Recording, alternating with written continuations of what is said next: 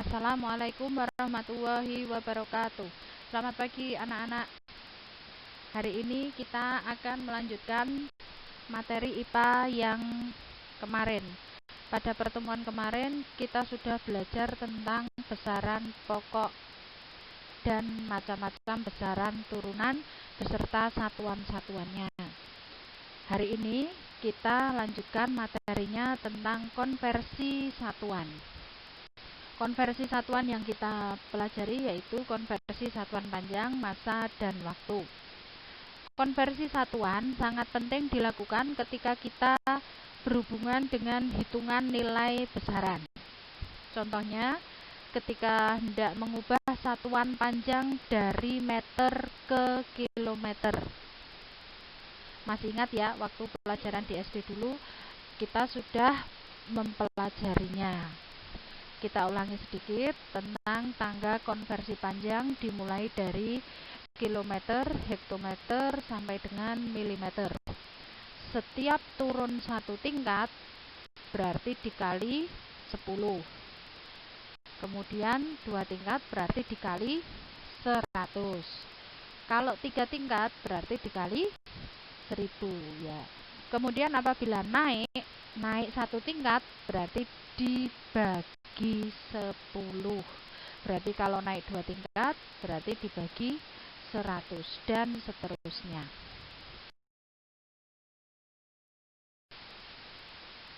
Demikian juga tangga konversi luas. Kalau tadi konversi panjang 10 pangkat N, ini ya rumusnya. Tapi kalau luas itu 10 pangkat 2N.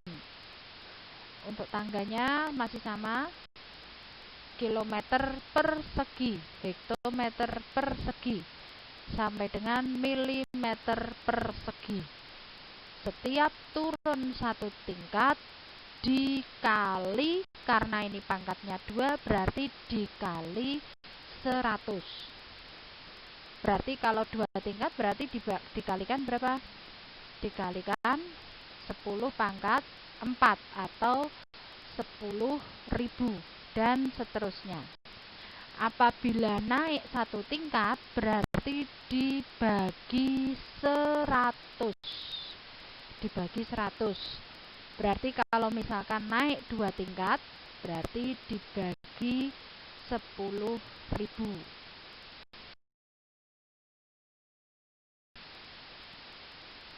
Sama halnya dengan tangga konversi volume. Kalau konversi volume, misalkan volume kubus berarti ada panjang, ada lebar, ada tinggi. Berarti 10-nya pangkatnya 3N. Rumusnya. Tangganya masih sama, tapi pangkatnya menjadi pangkat 3 atau kubik. Kilometer kubik, hektometer kubik, dekameter kubik, meter kubik, desimeter kubik, sentimeter kubik, dan milimeter kubik. Apabila turun 1 tingkat dikalikan 1000, kalau naik 1 tingkat dibagi 1000.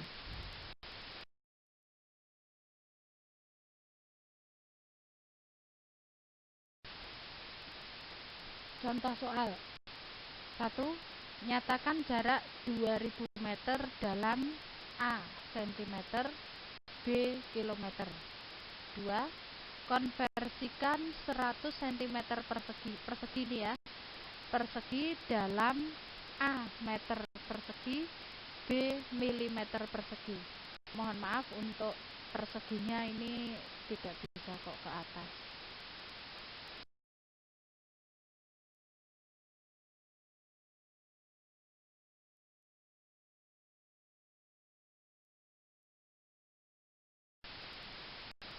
Kita lihat untuk penyelesaian yang nomor 1. 2000 meter ada berapa sentimeter? Meter menuju ke sentimeter berarti turun 2 tangga. Meter, kemudian turun ke desimeter, kemudian turun lagi sentimeter. Jadi 2 tangga. Maka dikalikan 10 pangkat N. Karena 2 tangga berarti N-nya 2. Sehingga 10 pangkat 2 itu adalah 100. 2000 meter itu sama dengan 2000 dikali 100, karena turunnya 2 tingkat berarti dikalikan 100, sehingga jawabannya adalah 200.000 cm atau 2 kali 10 pangkat 5 cm.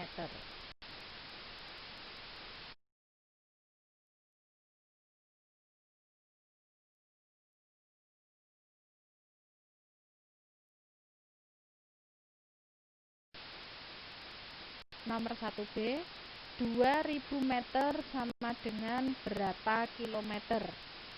Meter menuju kilometer berarti naik 3 tangga, maka dibagi 1000, sehingga 2000 meter sama dengan 2000 dibagi 1000 sama dengan 2 kilometer. Jadi 2000 meter sama dengan 2 kilometer.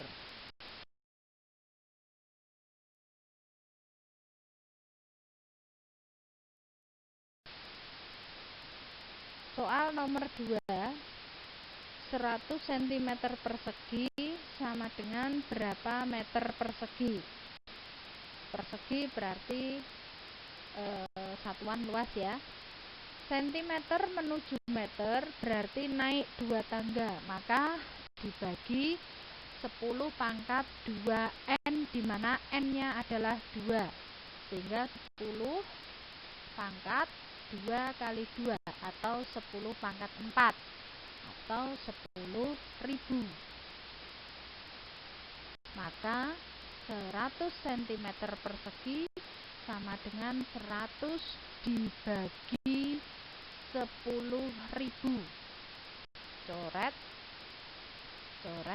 berarti tinggal 0,01 atau 10 pangkat min 2 meter persegi atau 1 kali 10 pangkat min 2 meter persegi.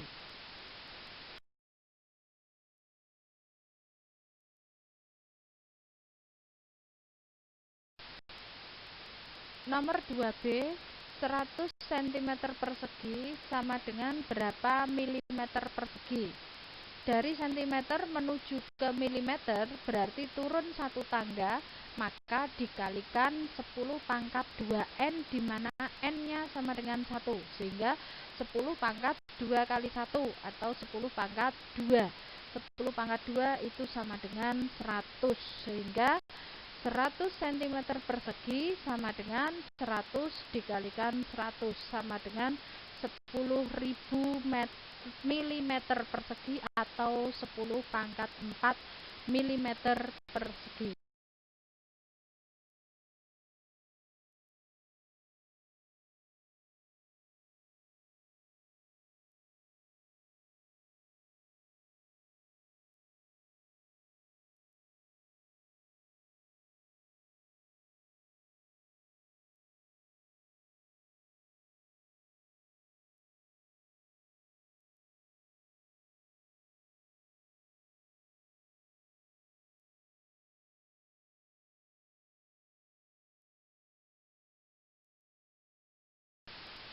Kemudian kita lanjutkan materi tentang alat ukur. Yang pertama yang dipelajari adalah alat ukur panjang. Alat ukur panjang itu ada beberapa macam. Di antaranya yang pertama adalah mistar. Kemudian yang kedua adalah jangka sorong. Kemudian 3 mikrometer sekrup, ada meteran, ada meter kelos, dan lain-lain. Yang pertama yang akan kita pelajari adalah mistar. Coba perhatikan gambar. Mistar mempunyai ketelitian 1 mm atau 0,1 cm. Jika kalian perhatikan penggaris atau mistar kalian, ini ada penggaris. Skala yang paling kecil ini adalah 1 mm. Jadi mistar memiliki tingkat ketelitian 1 mm atau kalau dijadikan ke cm adalah 0,1 cm. Kemudian Silahkan perhatikan posisi yang benar pada saat kita melakukan pengukuran. Posisi yang benar, mata terletak di atas, tidak di tepi ataupun di tepi kanan ataupun di tepi kiri. Jadi di sini posisi yang salah dan posisi yang benar itu sudah jelas. Alat ukur panjang yang kedua adalah jangka sorong. Jangka sorong ini digunakan untuk mengukur kedalaman suatu benda, bisa untuk mengukur diameter dalam maupun diameter luar suatu benda. Bagian-bagian dari jangka sorong ada rahang tetap. Rahang tetapnya ada rahang tetap atas dan rahang tetap bawah. Kemudian rahang sorong atau rahang geser, ada rahang sorong atas dan rahang sorong bawah. Jangka sorong memiliki dua skala, yaitu skala utama dan skala nonius. Skala utama terdapat pada rahang tetap, sedangkan skala noniusnya terdapat pada rahang geser. Untuk jangka sorong memiliki ketelitian 0,1 mm atau 0,01 cm. Alat ukur panjang yang kedua adalah jangka sorong. Jangka sorong ini dipakai secara luas pada berbagai bidang industri engineering, mulai dari proses desain atau perancangan, manufaktur atau pembuatan, hingga pengecekan akhir produk. Alat ini dipakai luas karena memiliki tingkat akurasi dan presisi yang cukup tinggi, mudah digunakan dan mudah dibawa kemana-mana. Bagian-bagian dari jangka sorong, yang pertama adalah rahang tetap, yang kedua adalah rahang geser. Untuk rahang tetap ada dua, yaitu rahang tetap atas dan rahang tetap bawah. Sedangkan rahang geser atau rahang sorong itu juga ada dua, rahang sorong atas dan rahang sorong bawah. Kemudian terdapat dua skala, yaitu skala utama dan skala nonius. Skala utama terdapat di rahang tetap, sedangkan skala noniusnya terdapat di rahang geser.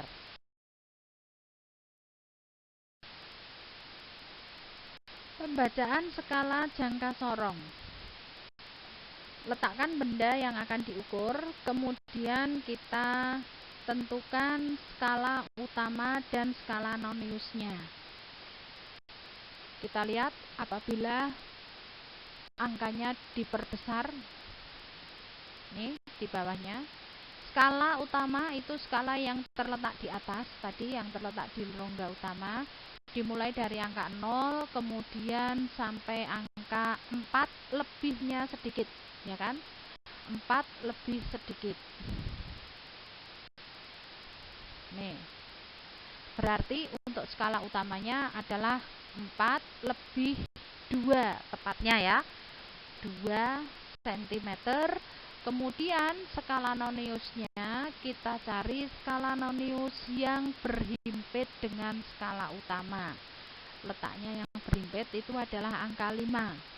Skala nonius angka 5 berhimpit dengan skala utama. 5 dikali ketelitian 0,01 cm sama dengan 0,05. Setelah itu kita jumlahkan dengan skala utama menjadi 4,25 cm. Alat ukur panjang yang ketiga adalah mikrometer skrup. Bagian-bagian dari mikrometer skrup ada landasan, kemudian ada skrupnya, kemudian ada roda bergerigi, kemudian ada skala yang terdapat di lengan mikrometer dengan skala yang terdapat di rahang gesernya. Ketelitian dari mikrometer skrup adalah 0,01 mm.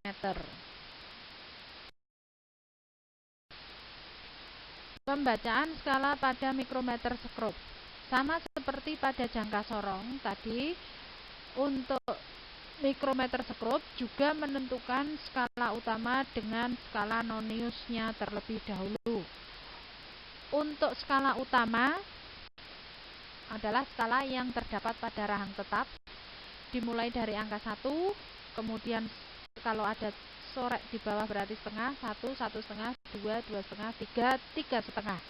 Sehingga di gambar tersebut skala utamanya adalah 3,5 mm.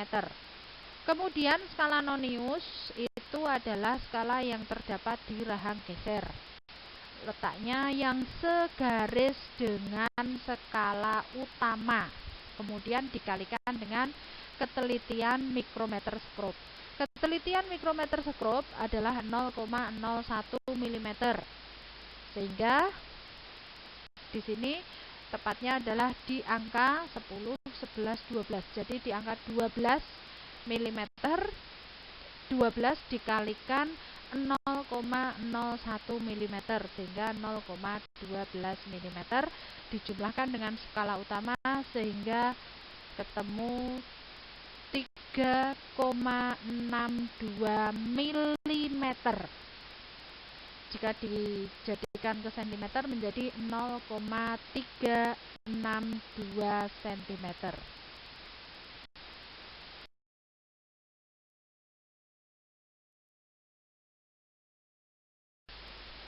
Selanjutnya, kerjakan soal berikut pada buku catatan.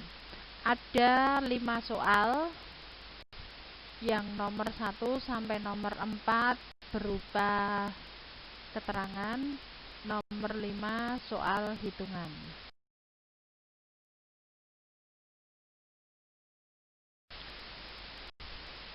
Soal nomor 5, tentukan hasil pengukuran jangka sorong dan mikrometer skrup. Silakan dicoba dikerjakan di rumah. Apabila tidak bisa, nanti bisa didiskusikan di grup IPA kelas 7. Kurang lebihnya mohon maaf. Terima kasih. Wassalamualaikum warahmatullahi wabarakatuh.